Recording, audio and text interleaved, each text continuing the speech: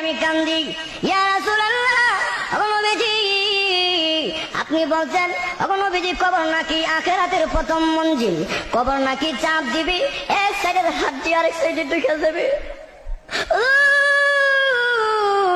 ওই কবরে আপনি নবী পর্যন্ত যাইবেন না।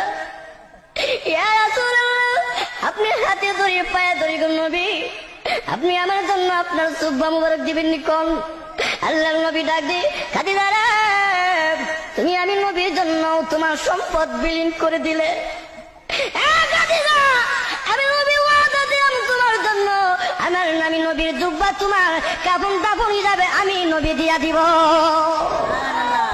আমার নবী 2 নাম্বার শর্ত নবী আপনি আবার আমাকে কাফন দাফন করে কবর রেখে আপনি নবী আসবেন, আপনি নবী আসবেন না। খবরে